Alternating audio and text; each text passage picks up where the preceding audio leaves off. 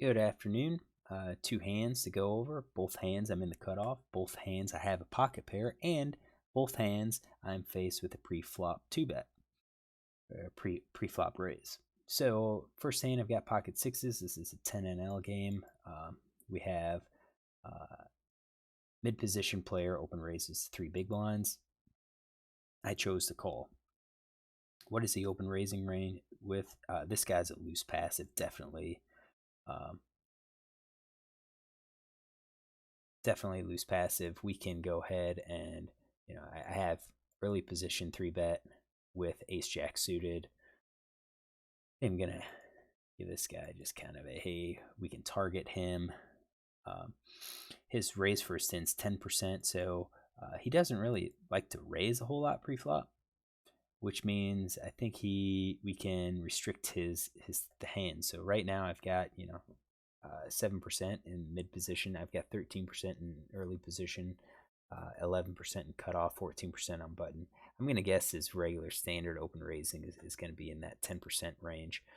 And if we look at that 10% range, we're basically looking at something like that.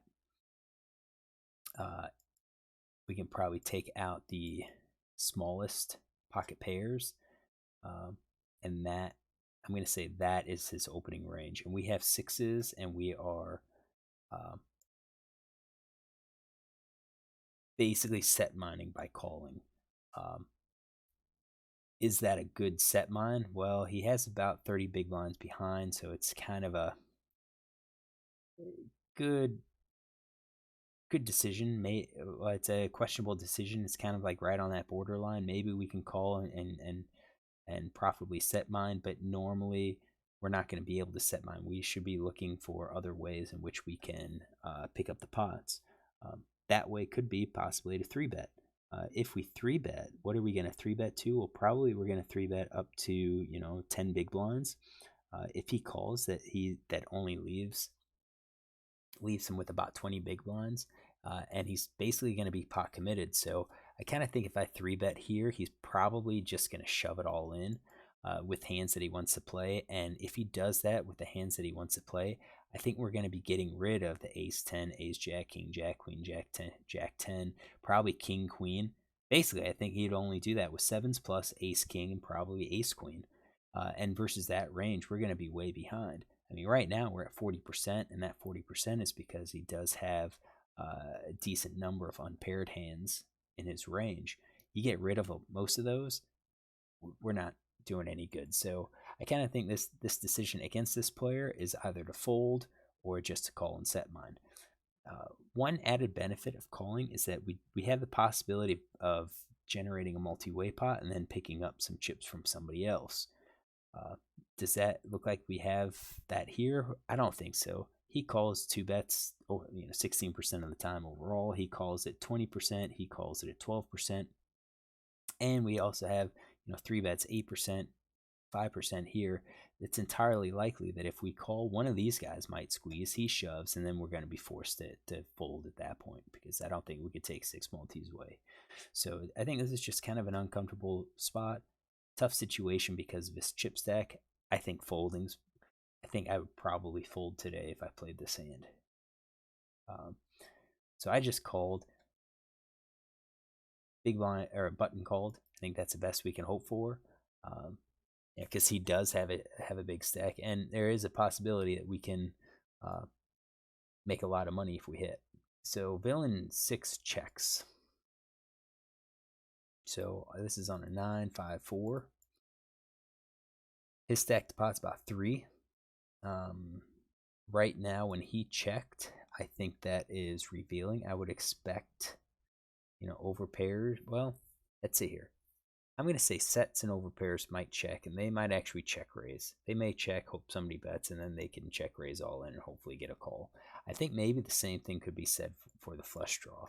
So I kind of think he would have bet pocket pair below top pair, maybe 7 and 6s. Maybe not. Maybe those are also hands that he checks.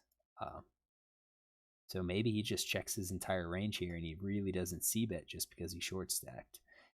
In that case, we're still at 51%. We've improved against that player. I think we're okay. But what about villain 2? He's playing 17-10. He's going to be, you know, tight, somewhat aggressive.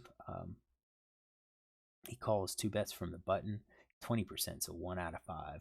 That's going to be tough to judge what he might have. But if we open up another Flopzilla, let's give him the pockets. Let's give him some of these broadways, connectors. We're targeting, I mean, he has 20% right now. Something like that. Let's take out his 3 bets. He has not 3-bet at all. He open raises ace 5 clubs from the cutoff. 3-bet blind versus 3-bet range queens, ace queen suited. Maybe something like that. Maybe with jacks as well. I think jacks he might be raising, hoping to get heads up. But that's his raising, his calling range, and then 9, 5, 4. And let's not forget our sixes. Our sixes were at 61%. So he checks. Early position checks. What should we do? I do think this could be a hand that we bet. Diamonds will probably call, but I think unpaired hands, especially this villain 6, probably would fold. Villain 1 might actually fold because there's another player in the pot. So I think my bet of this at 75% pot probably looks okay. But villain 1 calls. So, once this first guy folds, we can assume that he really didn't hit, which, he's got a tighter range. He's got a tighter range because his raise first in is pretty small. But he calls, and the question is, what kind of hands is he going to call this with? We're going to give the draws. We're going to say flush draw, open end, straight draw, gut shots. I don't think he's going to be doing this with just overcards now because he has another player to worry about. He has to worry that if he calls, this guy might just go ahead and shove.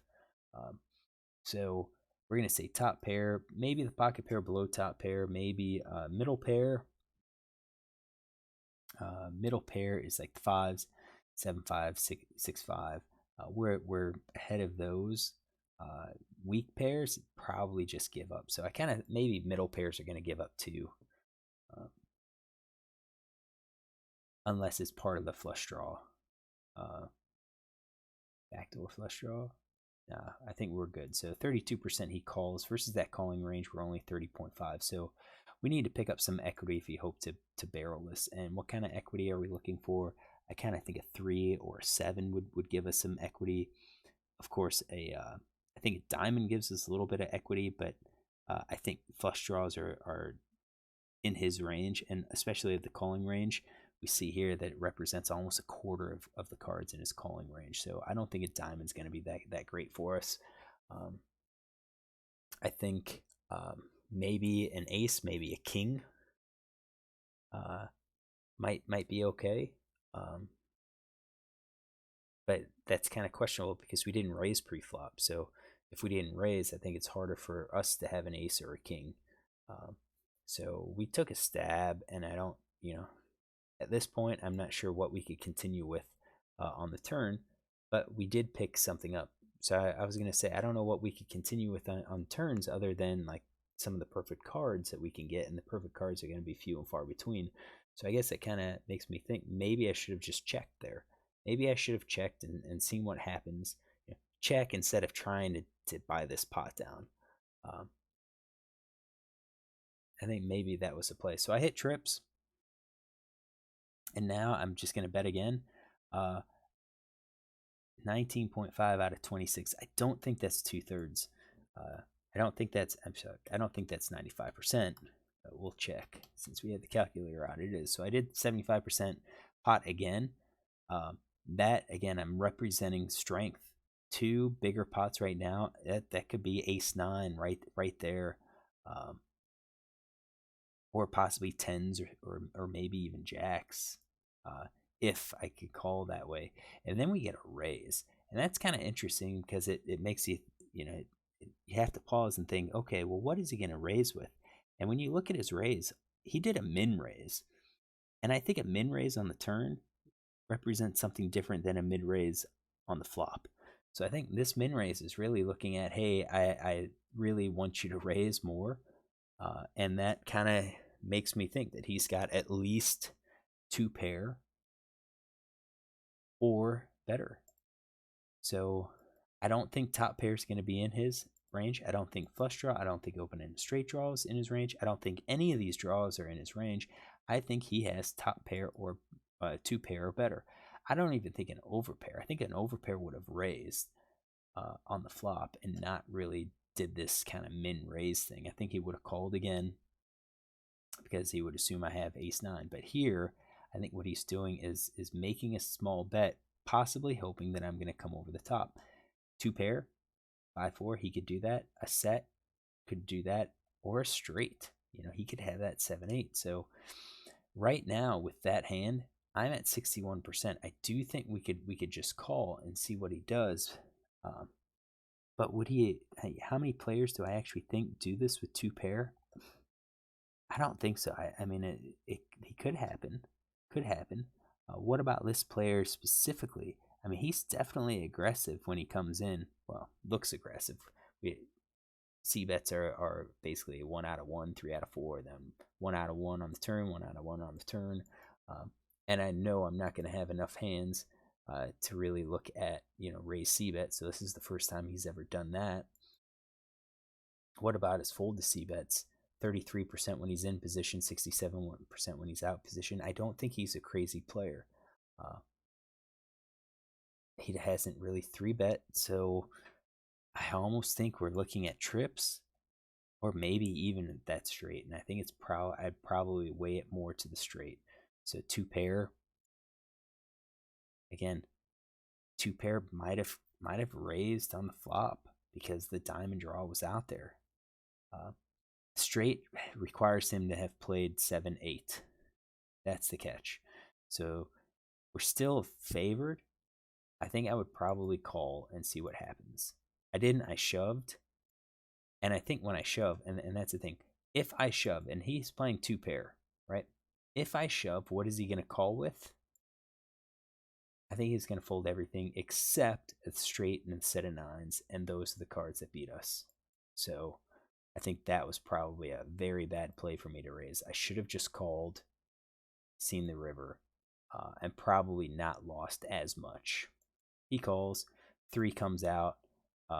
So before we see the hand, had I just called, 3 comes out, I would check and then probably call his bet one more time. So he raised it to 39. I call. We are at 80 or so. Yeah, so raises, I have to call 20 more. So if I call 20 more, I'm down to 60. He bets, let's say 40. I call.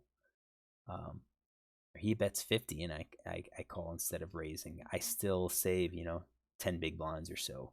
So I wouldn't have gone broke on this hand. So let's see what he has. Pocket 9s, trip 9. So yeah, I'm gonna hold firm. I do think if I would on that raise, I'm only getting called by the straight, by the 7-8 or pocket 9s. So we're gonna say we called this hand. Made a mistake. I shouldn't have raised. Should have thought about what hands will he actually call me with if I raise based on this player. And because he is a tight player, I don't think tight players are going to call 2 pair or smaller trips.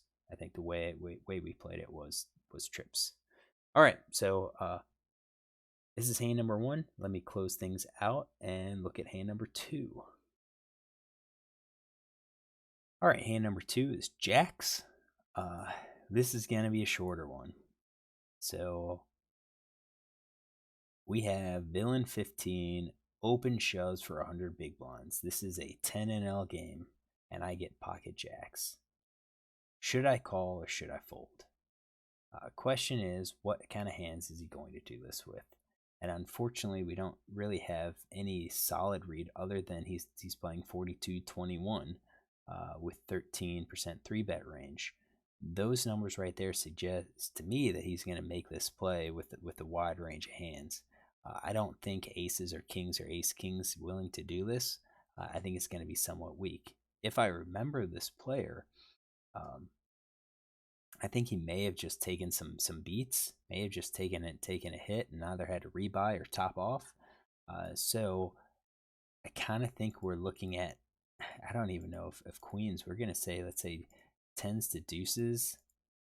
He's just trying to play crazy at this point.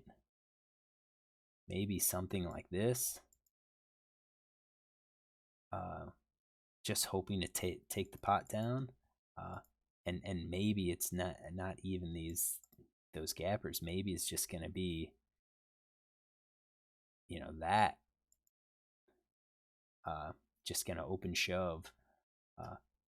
So let's take a look at some ranges here. So I've got jack of clubs and jack of hearts. So just against that range, I've got 70% equity. I need 50% equity. So that's our target, 50% equity. So if he does it with just that range, I've got that. I have that equity. Let's say he only does that with these pocket pairs with jacks plus. I'm at 20%. That should be a fold. If we add ace king into it, I'm at 36.5%. That that's a fold. If he does it with ace queen, suited and offsuit, I'm at 42%. That's a fold. But would he do that with all of these? As I said, I don't see why you would shove with aces or kings. Maybe you'll do it with ace king. And if you take those out, now we're at 50%. So jacks, queens, ace king, ace queen. Now we are kind of right at the break-even point. As we keep adding these pocket pairs, definitely you can see our equity increasing. As we add these offsuit hands, our equity increases. Definitely doesn't increase as much because the ace overcard could flop and beat us. But I do think kind of overall we're increasing our variance by calling. And the wider he does that with, and with the weaker hand, the weaker it is, the more we should call. So I kind of think, just generically speaking, we're probably going to be 70% equity. So let's say he does it with, ace queen. Let's get rid of those small suited aces. I don't even know. Maybe this ace 10, king queen, and then the pocket pairs. Even if we get rid of the king queen, it doesn't really. I don't think it really makes a huge difference. 2 percentage points. So I think this could be a call. I can't. I don't think I could really fault myself if I fold here because it's a cash game. I can just wait for a better spot. But I think against this player, with how he had been playing, and I think I'm gonna look to see what he has. Villain 15. He's up 46, and I do think he just had some. He took a beat. I mean, he was up and then he took a beat. So it just seemed like maybe he was on tilt and was just gonna shove it with something weak.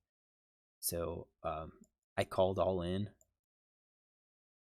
and we see this board.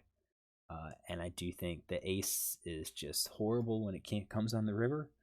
The question is, what does he show? He shows ace 7. So, I mean, if he's doing that with ace 7, he's probably doing it with all of these other aces. Probably, all of those offsuits aces too. So it's like, man, 18.7%.